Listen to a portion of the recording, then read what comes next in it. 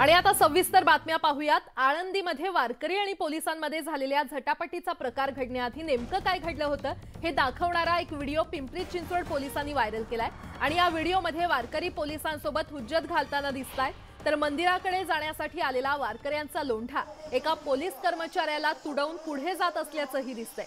आणि ही सगळी गर्दी मंदिरात गेली असती तर चेंगराचेंगरी होण्याची शक्यता होती आणि त्यामुळे जमाव रोखण्यासाठी सौम्य बळाचा वापर केल्याचं पोलिसांचं म्हणणं आहे।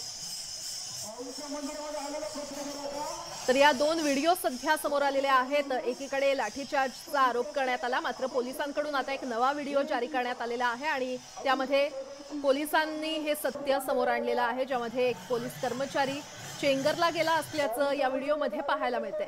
त्यामुळे त्या दिवशी नेमकं आळंदीमध्ये काय घडलं हे या व्हिडिओच्या माध्यमातून आपल्याला पाहायला मिळते।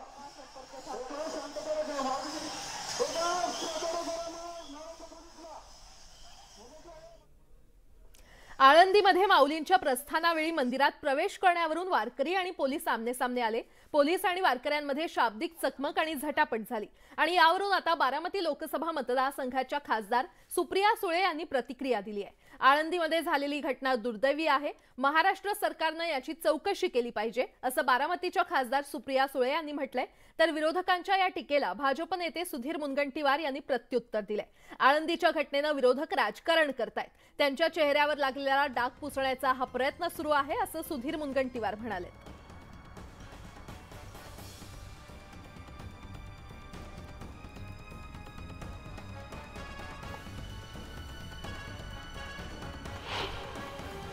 अतिशय दुर्दैवी आहे, महाराष्ट्र सरकारने त्याची इन्क्वायरी केली पाहिजे। काल मी स्वतः बघितल्यावर त्याचा ट्विटही केला, मी त्याचा जाहीर निषेध करते। वारकरी संप्रदाय, विठ्ठलावर प्रेम करणारे आपण सगळे भक्तजन आहात आणि ही महाराष्ट्राची आणि भारताची परंपरा आहे। शांततेचा मार्ग घेऊन आपण माऊली माऊली करत सगळे पंढरपूरला एका विश्वासाच्या प्रेमाने आणि श्रद्धेने जातो। अशा लोकांवर जे काल पोलीस जी वागणूक दिली ही अतिशय दुर्दैवी आहे। आदरणीय उपमुख्यमंत्री व गृहमंत्री देवेंद्र फडणवीस जी पूर्ण लक्ष ठेवून आहे। या घटनेच्या संदर्भात विरोधक फक्त आणि फक्त राजकारण करण्याचा प्रयत्न करत आहे आणि याचं कारण साधं आहे। महाविकास आघाडीचा चेहरा हा हिंदुत्व विरोधी आहे। महाराष्ट्राच्या सहिष्णू जनतेचा अवमान यांनी नेहमी केला। महाविकास आघाडी हिंदुत्व विरोधी त्यांचा जो काही चेहरा आहे त्या चेहऱ्यावर लागलेला डाग पुसण्याचा या निमित्ताने प्रयत्न करतात। आळंदी इथे वारकऱ्यांवर झालेल्या झटापट प्रकरणी उद्धव बाळासाहेब ठाकरे गटानं मुंबईमध्ये आंदोलन केलं। चर्चगेट स्टेशन बाहेर भजन म्हणत आंदोलन करण्यात आलं आणि यावेळी विधान परिषदेचे विरोधी पक्षनेते अंबादास दानवे यांच्यासह उद्धव बाळासाहेब ठाकरे पक्षाच्या कार्यकर्त्यांनी घोषणाबाजी करत निदर्शनं केली आणि त्यानंतर पोलिसांनी सर्व निदर्शनं करणाऱ्यांना ताब्यात घेतलेलं आहे।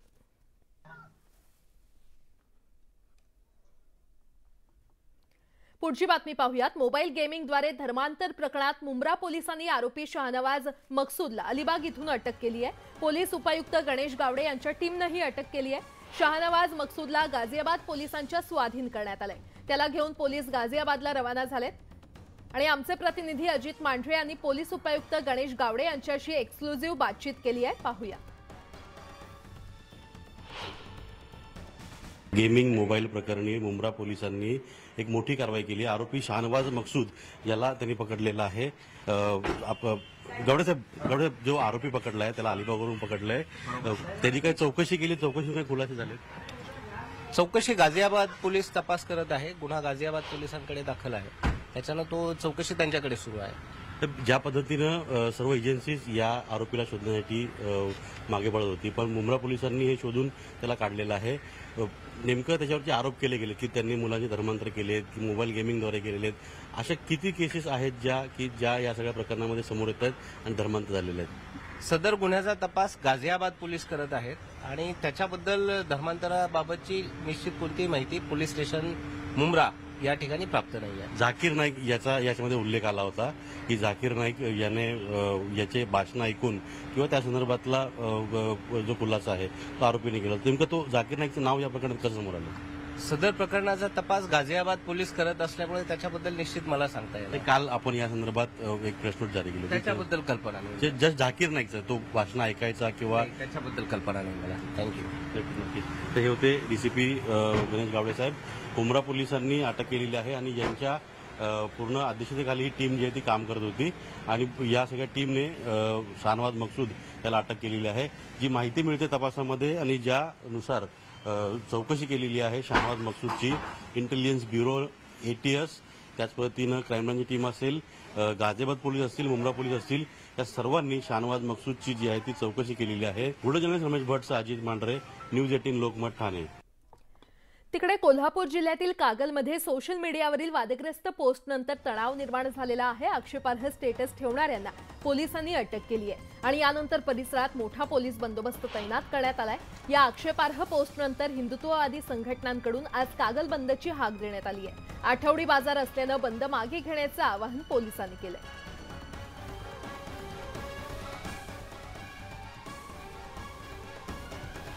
ही घटनाच वास्तविक घडता कामा नये. पोलिसांनी हे सतर्क राहण्याची आवश्यकता आहे. काही दिवस याचे पडसाद उमटतात. जशा जशा निवडणुका येतात तसे तसे वातावरण खराब करण्याचा प्रयत्न होते. त्यामुळं मुस्लिम समाजाच्या तरुणांनी जास्त जबाबदारी करणं आवश्यक आहे. तसं हिंदू धर्मियांनी सुद्धा.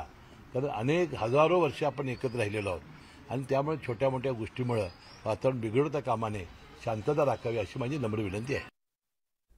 अहमदनगरच्या पारनेर तालुक्यातील पाबळ येथील युवकानं छत्रपती शिवाजी महाराजांविषयी सोशल मीडियावर अपशब्द वापरल्याप्रकरणी पारनेर पोलीस ठाण्यामध्ये गुन्हा दाखल करण्यात आलाय.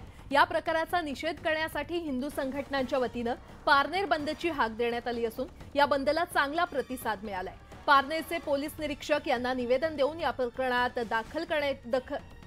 गुन्हा दाखल करण्याची विनंती केली होती आणि त्यानंतर या युवकाविरोधात पारधी पोलिसांमध्ये गुन्हा दाखल झालेला आहे.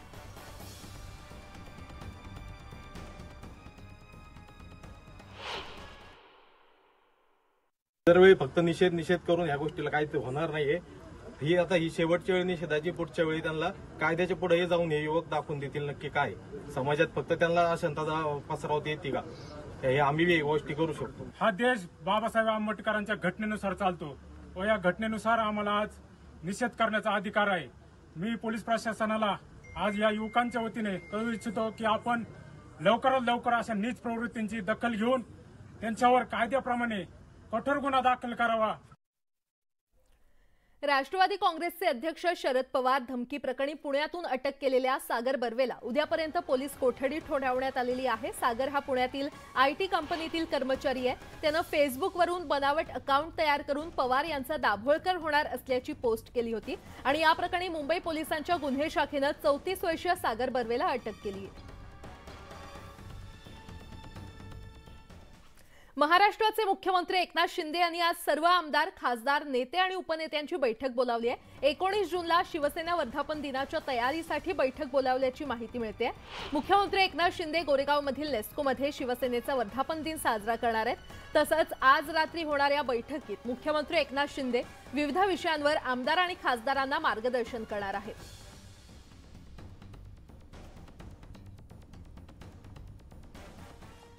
राष्ट्रवादी वर्धापन दिनाचं औचित्य साधत 21 जून रोजी मुंबईमध्ये सभेचं आयोजन करण्यात आलेलं आहे. मुंबईतील षण्मुखानंद हॉल इथे राष्ट्रवादीची ही सभा पार पडणार आहे आणि या सभेला राष्ट्रवादीचे अध्यक्ष शरद पवार हे मार्गदर्शन करणार आहेत. 2 नव्या कार्याध्यक्षांची नेमणूक झाल्यानंतर राष्ट्रवादीची महाराष्ट्रातील ही पहिलीच भव्य सभा आहे.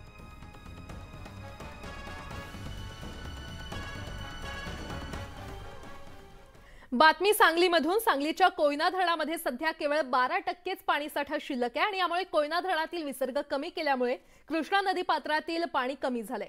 पुन्हा नदीचं पात्र कोरडे पडत असल्याचं चित्र सांगली शहरालगतच्या पात्रात दिसून येत आहे आणि नदीमध्ये पाणी कमी सोडल्यानं नदीमधील पाणी पुरवठा योजना, उपसा सिंचन योजनांना पाणी पुरवठा कमी होतोय. तर या सगळ्या बाबीच्या अनुषंगानं पाण्याचा जपून वापर करण्याचं आवाहन जलसंपदा विभागानं केलंय. तसंच कृष्णा नदीतील पाणीसाठा कमी होऊ लागल्यानं सांगली, मिरज, कुपवाड शहराच्या पाणी पुरवठ्यावर देखील परिणाम होत असून शहरात पाणी टंचाई भासू लागलेली आहे. सध्या कृष्णा नदी कोरडी पडलेली आहे, त्यामुळे नगर आणि उपनगरात पाण्याचा प्रॉब्लेम होणारच आहे. प्रशासनाचं दुर्लक्ष आहे. कारण का एवढी नदी कोरडी पडलेली आहे, लोकांचा विचार त्यांनी केला पाहिजे होता प्रशासनानं, कारण त्याच्याकडे दुर्लक्ष आहे. कारण मान्सून पण लांबला आहे, त्यामुळे नियोजन शून्य झालेलं आहे आणि अशा रीतीने सांगली घरात पाणी टंचाई होणारच आहे. पुढची बातमी पाहूयात. रत्नागिरी जवळील गणपतीपुळे इथे बिपरजॉयचा फटका पाहायला मिळालाय. बिपरजॉय चक्रीवादळामुळे रत्नागिरीतील गणपतीपुळे इथे समुद्राला उधाण आलंय. समुद्रात तब्बल 5.5 मीटर उंचीच्या लाटा उसळल्या असून समुद्राला आलेल्या उधाणामुळे पर्यटक जखमी झाल्याची माहिती समोर आली आहे. खबरदारीचा उपाय म्हणून गणपतीपुळे समुद्र किनारा पर्यटकांसाठी बंद ठेवण्यात आला असून पर्यटकांना समुद्रात जाण्यासाठी जिल्हा प्रशासनानं मज्जाव केलाय. सलग 2 दिवस गणपतीपुळे समुद्र किनाऱ्याला भरतीचा फटका बसलाय आणि समुद्राचं पाणी अचानक चौपाटीवरील दुकानांमध्ये शिरल्यामुळे पर्यटकांचे समुद्र किनारी ठेवलेलं साहित्य वाहून गेलं. तसंच समुद्रामध्ये पाणी गणपतीपुळे मंदिराच्या पायऱ्यांपाशी पोहोचलंय आणि समुद्र शांत होत नाही तोपर्यंत पर्यटकांना बीचवर जाण्यास मज्जाव करण्यात आलाय. तर बिपरजॉय चक्रीवादळाच्या परिस्थितीमुळे समुद्रातील अंतर्प्रवाह बदलल्याचं सांगण्यात येतंय. दरम्यान 2 दिवसांपासून समुद्राला प्रचंड उधाण आल्याचं दिसून येतंय. बिपरजॉय चक्रीवादळामुळे समुद्राला मोठी भरती येण्याचा इशारा हवामान खात्याकडून देण्यात आलेला आहे आणि तसंच मध्य महाराष्ट्राच्या किनारपट्टी भागामध्ये यावेळी मोठ्या लाटा उसळतील. रत्नागिरीमध्ये सलग 4थ्या दिवशी कोकणातला समुद्र खवळलेला असून समुद्र किनारी उंच लाटा उसळत आहेत. कोकण किनारपट्टीला कोणताही धोका नसला तरी चक्रीवादळाचा मोठा प्रभाव पाहायला मिळतोय. तर समुद्र किनारी राहणाऱ्या नागरिकांसाठी सतर्कतेचा इशारा देण्यात आला असून मार्गदर्शक सूचना जारी करण्यात आलेल्या आहेत.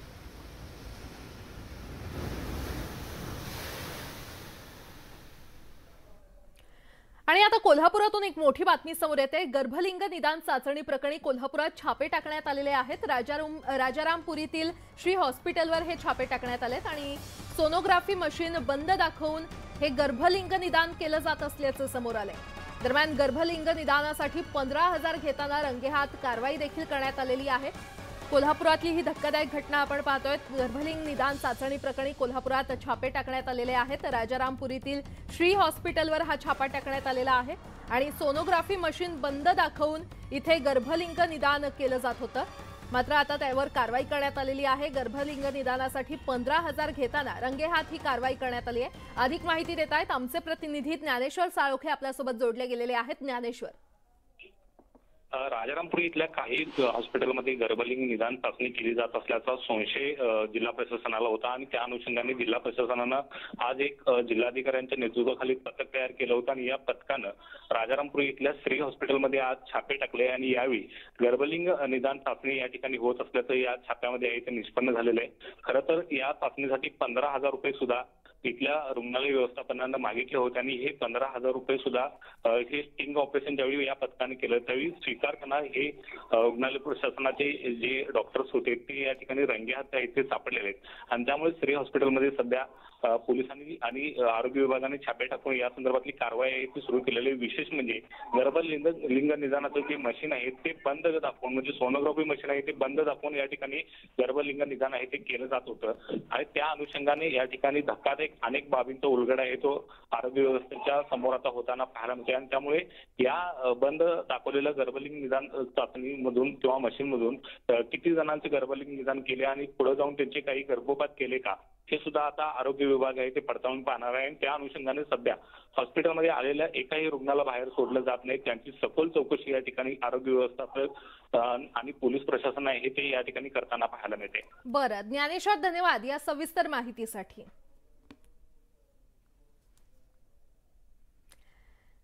आणि आता भेटी लागी जीवाच्या माध्यमातून आपण सगळ्या वारीच्या बातम्या पाहूयात.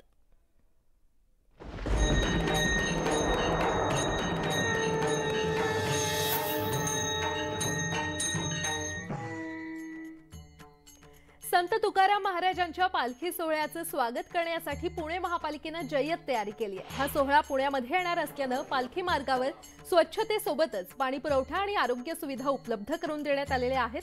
नानापेठेतील निवडुंगा विठोबा देवस्थान इथे तुकोबांच्या पालखीचा मुक्काम असणार आहे.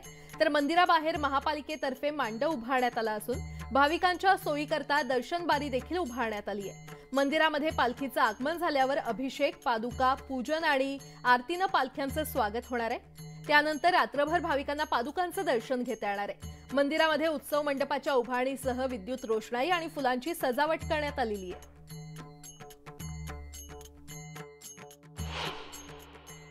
जगद्गुरू तुकोबराय आणि माऊलींची पालखी जी आहे तिचं आगमन आज पुण्यामध्ये होणार आहे। त्यापैकी तुकाराम महाराजांची पालखी ज्या निवडुंगा विठोबा मंदिरामध्ये मुक्कामी असते त्या निवडुंगा विठोबा मंदिरामध्ये आम्ही आहोत। 850 वर्ष जुनं हे मंदिर आहे, स्वयंभू मूर्ती आणि गेले 338 वर्षांची तुकोबारायांची इथली विसाव्याची परंपरा। आपल्यासोबत मंदिराचे सेवेकरी आहेत, त्यांनाही आपण विचारूया नेमका काय इतिहास आहे मंदिराचा, पालखीच्या तुकोबारायांच्या पालखीचा मुक्कामाचा, साधारण किती वर्षाची परंपरा आहे आणि ही मूर्ती हिचं विशेष काय आहे, स्वयंभू आहे असं सांगितलं होतं। मुख्य म्हणजे की जगद्गुरू श्री संत तुकाराम महाराजांचा हा 338वा पालखी सोहळा आहे। तुकाराम महाराजांचे जे वंशज धाकटे चिरंजीव नारायण महाराज, तपोनिधी नारायण महाराज, त्यांनी हा पालखी सोहळा सुरू केला आणि त्यावेळेस पालखीला संपूर्ण संरक्षण आणि आर्थिक सहकार्य छत्रपती श्री संभाजी महाराजांनी दिलं। तेव्हापासून अव्याहतपणे 338 वर्ष हा पालखी सोहळा सुरू आहे। सुरुवातीला पालखी म्हणजे नारायण महाराज पालखी म्हणजे पादुका घेऊन आळंदीला जायचे, माऊलींच्या पादुका घ्यायचे, इथं पुण्यात यायचे, विसावा करायचे।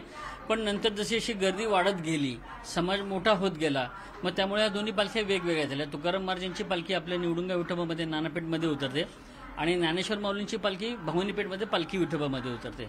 आता मंदिराचा इतिहास असे जसं आपण म्हणलात की हे प्राचीन मंदिर आहे। मूर्ती जी आपण बघताय माझ्या मागे, तर ही जी मूर्ती जी आहे ही मूर्ती स्वयंभू मूर्ती आहे। स्वयंभू मूर्ती म्हणजे काय की जी मॅनमेड नाही, जी घडवलेली नाहीये। इथं पूर्वी सगळं निवडुंगाच्या विठोबाची झाड होते निवडुंगाची, आणि त्याच्यामध्ये ही मूर्तीने दृष्टांत दिला तर की बाबा ह्या मूर्तीला मला बाहेर काढा म्हणून, आणि ती जी मूर्ती सापडली ही तुम्ही बघताय ती संपूर्ण वन पीस मूर्ती आहे। मूर्तीच्या मस्तकी शिवपिंड आहे, गळ्यामध्ये तुळशीची माळ जानवा आहे, हातामध्ये इकडे बघितलं तर पांचजन्य शंख आहे, इकडे कमल पुष्प आहे हातामध्ये। मोठा इतिहास असलेल्या या मंदिरातली मूर्ती सुद्धा स्वयंभू आहे। त्याच्यावरती भृगु ऋषींनी जी लात मारलेली होती विष्णूच्या छातीवर त्याचं चिन्ह आहे। अशा अनेक वैशिष्ट्य आहेत। व्हिडिओ जर्नलिस्ट गणेश कदमसह वैभव सोनवणे, न्यूज 18 लोकमत, पुणे। संत श्रेष्ठ ज्ञानेश्वर माऊलींचा पालखी सोहळा आज संध्याकाळी पुण्यामध्ये मुक्कामासाठी दाखल होईल। मात्र त्याआधी वेगवेगळ्या ठिकाणी या पालखी सोहळ्याचं मोठ्या जल्लोषात स्वागत करण्यात आले। उद्योगनगरी पिंपरी चिंचवडमध्ये माऊलींचा पालखी सोहळा आल्यानंतर महानगरपालिकेचे प्रशासक तथा आयुक्त शेखर यांनी वारकऱ्यांचं स्वागत केलं आणि त्यानंतर बाल वारकऱ्यांसोबत अभंगावर ताल धरला।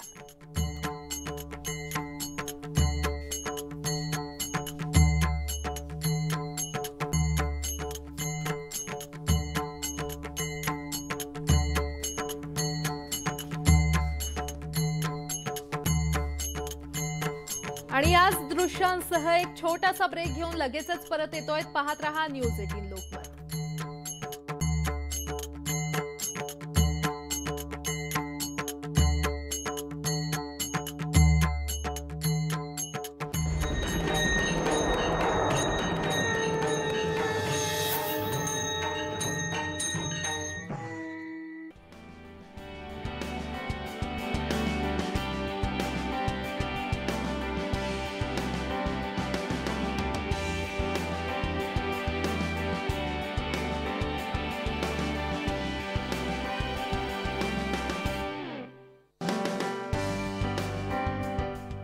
आणि यासोबतच या बुलेटिनमध्ये वेळ झाली इथेच थांबण्याची। मात्र ताज्या घडामोडींसाठी पाहत रहा न्यूज 18 लोकमत।